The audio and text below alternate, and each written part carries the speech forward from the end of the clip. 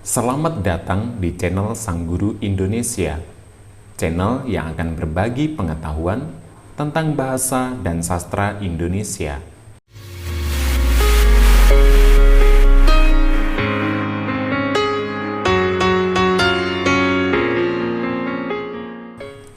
Pada video kali ini, kita akan membahas tentang teks ulasan kualitas karya.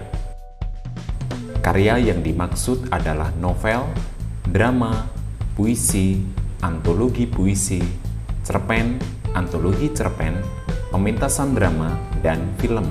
Secara umum, kita dapat memahami bahwa teks ulasan kualitas karya merupakan suatu teks yang membahas suatu karya, mulai dari pemaparan judul karyanya, siapa nama penciptanya, kemudian pemaparan ringkasan isi atau sinopsisnya, penjelasan mendalam tentang kelebihan dan kekurangannya, hingga penilaian terhadap kualitas karya tersebut.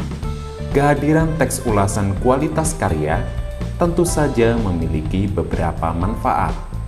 Berdasarkan kepentingannya, manfaat teks ulasan kualitas karya dapat dibedakan menjadi 4 macam, yaitu bagi si pencipta karya, bagi si pembaca atau penonton, bagi si penerbit atau produser, dan bagi si pengulas.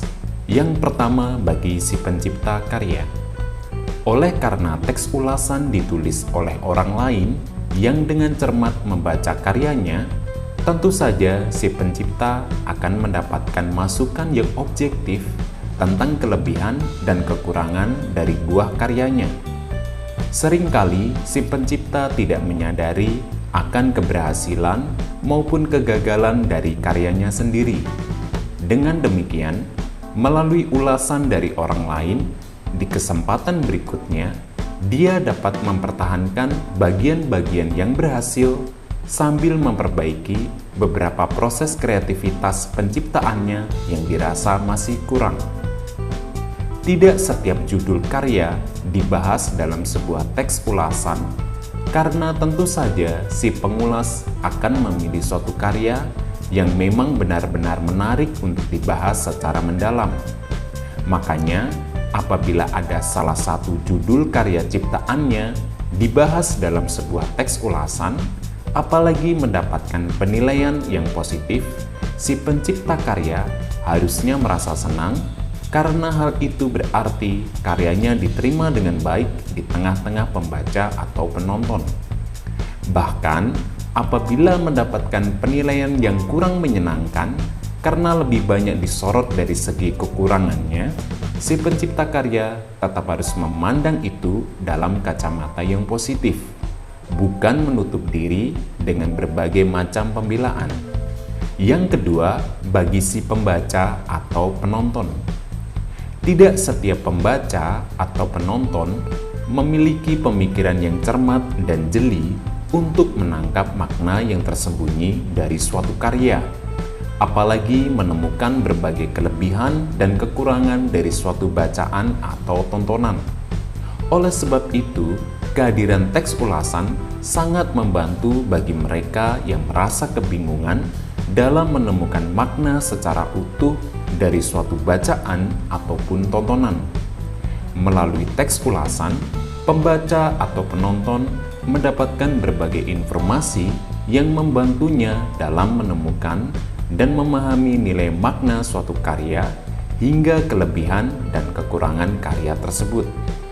Apabila si pembaca atau penonton sudah mampu menemukan sendiri nilai-nilai makna dari suatu karya yang dibaca atau ditontonnya, termasuk menangkap kelebihan dan kekurangannya, kehadiran teks ulasan tetap saja memiliki manfaat karena teks ulasan akan menawarkan suatu pendapat dan pandangan yang berbeda yang dapat memperkaya pemahaman dan pemikiran.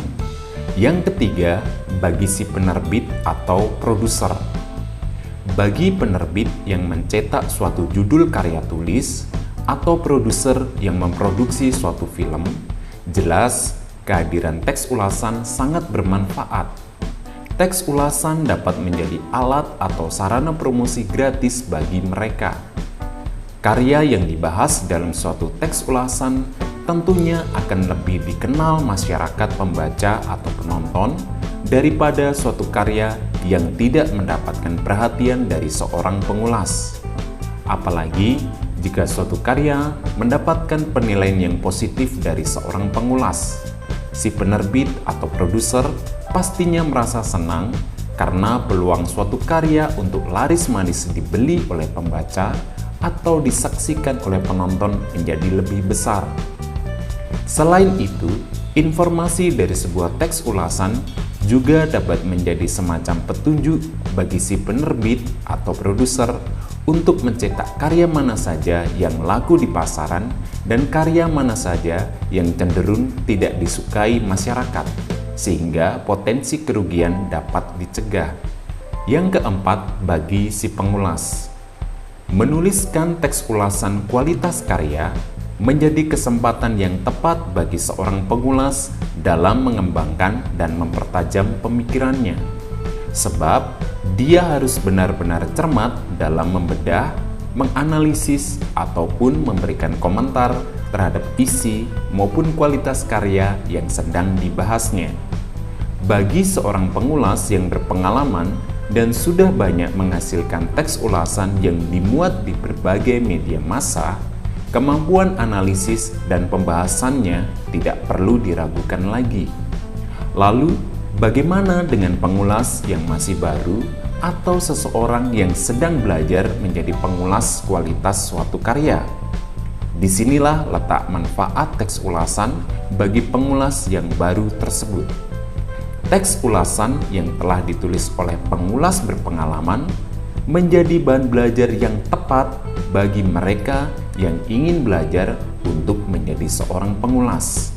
Mereka bisa mempelajari bagaimana cara membedah atau menganalisis suatu karya, mulai dari menganalisis unsur intrinsik dan ekstrinsiknya, hingga cara memberikan penilaian terhadap kualitas karya secara objektif.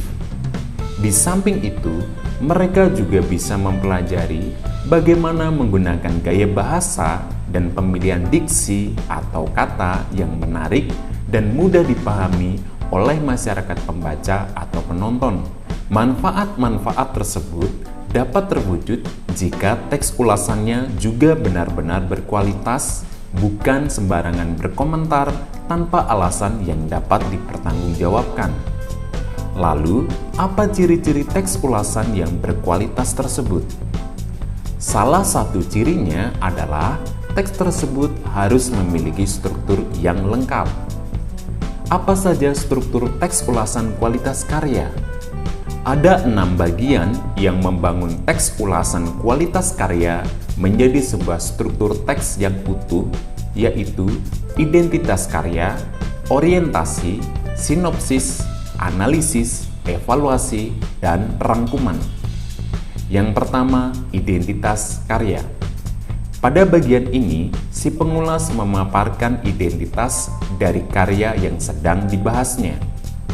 Pada ulasan yang berupa buku, seperti novel, kumpulan cerpen, atau kumpulan puisi, identitas yang ditampilkan oleh si pengulas antara lain judul karya, nama pengarang, nama penerbit, tahun dan tempat terbit, tebal halaman, dan nomor ISBN. Pada ulasan film, si pengulas bisa menampilkan judul filmnya, sutradaranya, para pemerannya, produsernya, hingga tanggal tayang perdananya. Yang kedua, orientasi.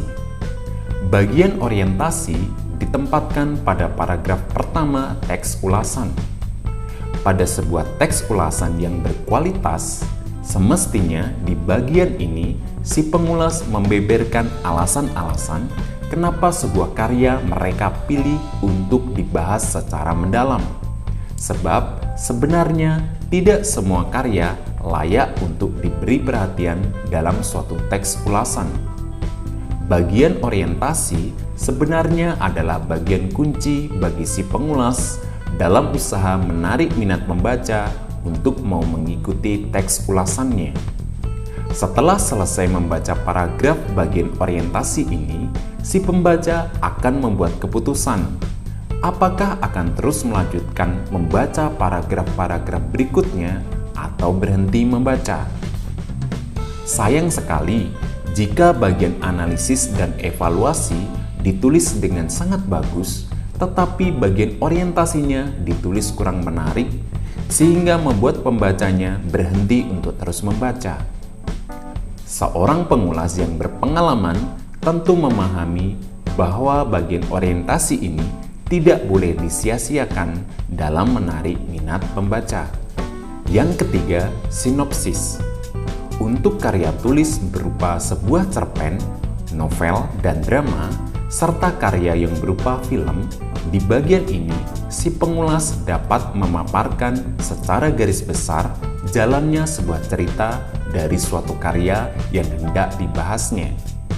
Meskipun singkat, di bagian ini hendaknya si pengulas harus dapat memberikan gambaran yang utuh kepada pembacanya, sehingga jika ada pembaca yang belum sempat membaca sendiri karya tersebut, dia tetap memiliki bayangan yang lengkap tentang jalannya cerita. Di bagian ini, kemampuan si pengulas jelas diuji dalam memilih bagian-bagian penting dari alur cerita sebuah karya yang sedang dibahasnya. Untuk karya tulis berupa puisi atau buku kumpulan puisi, si pengulas tidak perlu menuliskan bagian ini. Sebagai gantinya, si pengulas dapat mengambil kutipan beberapa baris atau bait dari puisi atau kumpulan puisi yang dirasa memiliki kekuatan kata yang menarik. Akan tetapi, hal ini tidak wajib. Semua bergantung pada kreativitas si pengulas. Untuk karya tulis berupa buku kumpulan cerpen, yang biasanya terdiri lebih dari 10 cerpen, si pengulas juga tidak harus menuliskan sinopsis, sebab jalan cerita cerpen yang satu dengan cerpen yang lain sangatlah berbeda. Bahkan ada sebuah buku kumpulan cerpen yang ditulis oleh lebih dari 10 orang. Dalam hal ini, sebagai gantinya, si pengulas dapat menggantinya dengan sebuah paragraf yang bisa menjelaskan apa saja bergantung dengan kreativitasnya. Yang keempat, analisis. Pada bagian ini, si pengulas melakukan pembedahan secara mendalam terhadap suatu karya, baik dari segi unsur intrinsik maupun unsur ekstrinsiknya. Untuk karya berupa cerpen, novel, drama, dan film, dari unsur intrinsik, si pengulas harus dapat memberikan penjelasan tentang tema, amanat, tokoh dan penokohan, latar cerita, alur cerita, sudut pandang, dan gaya bahasa. Sedangkan ulasan karya yang berupa pementasan drama atau film, unsur intrinsik yang dibahas hampir sama dengan unsur intrinsik yang terdapat pada novel. Bedanya, untuk ulasan yang berupa pementasan drama atau film, si pengulas dapat menambahkan bagian dialog dan akting para pemain untuk dianalisis, mengingat dua bagian itu merupakan faktor yang penting dalam sebuah pementasan drama dan film. Untuk karya berupa puisi, dari unsur intrinsik, si pengulas harus dapat memberikan penjelasan baik dari unsur fisik puisi maupun unsur batin puisi. Ya, unsur intrinsik puisi terbagi menjadi dua, yakni unsur fisik puisi dan unsur batin puisi. Unsur fisik puisi meliputi diksi, imaji, kata konkret, gaya bahasa, rima, dan tipografi. Sedangkan unsur batin puisi meliputi tema, rasa, nada, dan amanat. Untuk bagian unsur ekstrinsik, baik karya berupa cerpen, novel, drama, puisi, ataupun film, si pengulas harus dapat memberikan penjelasan tentang unsur yang berada di luar karya tersebut. Unsur luar yang dimaksud antara lain pandangan hidup dan keyakinan si pencipta karya, latar belakang pendidikan, pekerjaan, dan pengalaman hidup si pencipta karya, kondisi sosial dan budaya si pencipta karya, serta hal lain dari kehidupan si pencipta karya tersebut yang masih berkaitan erat dengan karyanya. Semestinya, Bagian analisis ini adalah bagian yang paling panjang bila dibandingkan dengan bagian lain yang ada pada teks ulasan, karena bagian analisis memuat penjelasan secara detail tentang bagian-bagian unsur intrinsik dan ekstrinsik suatu karya. Akan tetapi, jika jumlah paragraf dan jumlah kata sebuah teks ulasan dibatasi, sehingga tidak memungkinkan ditulis secara panjang dan mendalam, si pengulas haruslah cermat dalam memilih bagian mana yang harus dibahas dan bagian mana yang bisa ditinggalkan. Misalnya, teks ulasan yang biasanya terdapat pada sebuah buku teks pelajaran sekolah. Bagian analisis dalam teks ulasan tersebut seringkali ditulis secara singkat hanya dalam satu paragraf. Yang kelima, evaluasi. Pada bagian evaluasi atau penilaian, si pengulas harus dapat menerangkan kepada pembaca tentang kelebihan dan kekurangan dari suatu karya yang sedang dibahasnya. Tentunya, kelebihan dan kekurangan yang diungkapkan tersebut haruslah disertai dengan alasan dan penjelasan yang masuk akal sehingga dapat diterima oleh pikiran pembaca. Pada bagian ini, dalam mengambil keputusan untuk memberikan penilaian terhadap kualitas suatu karya, si pengulas seharusnya melakukannya dengan penuh pertimbangan dan kehati-hatian. Selain itu, sikap jujur, objektif, dan apa adanya harus lebih diutamakan pada saat memberikan penilaian. Sebab, penilaian yang diberikan oleh si pengulas seringkali mempunyai dampak terhadap nasib suatu karya yang sedang dibahasnya. Kadang, mempengaruhi juga minat para pembaca atau penonton untuk membeli sebuah buku ataupun menonton karya tersebut, yang pada akhirnya juga berpengaruh pada kesuksesan penjualan oleh pihak penerbit dan produser. Bagi si pencipta karya, sikap terbuka dan menerima dengan lapang dada harus dikedepankan dalam menanggapi apapun penilaian yang diberikan oleh si pengulas. Si pencipta karya seharusnya tidak boleh berpikir negatif apabila karyanya mendapatkan penilaian yang kurang menyenangkan dari seorang pengulas. Dia harus memandangnya sebagai kesempatan yang tepat untuk memperbaiki proses kreativitas penciptaannya. Yang keenam, rangkuman. Pada bagian akhir ini, si pengulas memaparkan simpulan secara keseluruhan terhadap karya yang sedang dibahasnya. Pengulas juga dapat memberikan rekomendasi yang meyakinkan kepada siapa suatu karya cocok untuk dibaca atau ditonton. Misalnya, dia memberikan rekomendasi suatu karya yang hanya cocok dibaca untuk orang yang berusia 20 tahun ke atas, tetapi kurang cocok jika dibaca oleh usia di bawah 20 tahun. Itulah tadi penjelasan tentang keenam bagian yang melengkapi teks ulasan kualitas karya menjadi sebuah struktur teks yang lengkap. Bila Anda sedang belajar menjadi seorang pengulas suatu karya atau sedang mendapatkan tugas dari guru untuk menulis teks ulasan, cermatlah pada saat menuliskan keenam bagian struktur tersebut. Tentu saja, usaha untuk menulis sebuah teks ulasan yang berkualitas tinggi dan mengandung banyak manfaat tidak bisa dilakukan dalam waktu yang singkat. Dibutuhkan ketekunan secara terus-menerus dari seseorang untuk rajin membaca atau menonton banyak karya, serta selalu giat mengasah kemampuan menulisnya. Demikianlah video tentang teks ulasan kualitas karya. Bila ada pendapat yang berbeda atau pertanyaan, silakan ketik di kolom komentar. Silakan klik like bila suka dengan video ini, kemudian share video ini jika bermanfaat, serta klik subscribe jika berniat mendukung channel ini untuk terus berkembang. Terima kasih dan sampai jumpa di video berikutnya.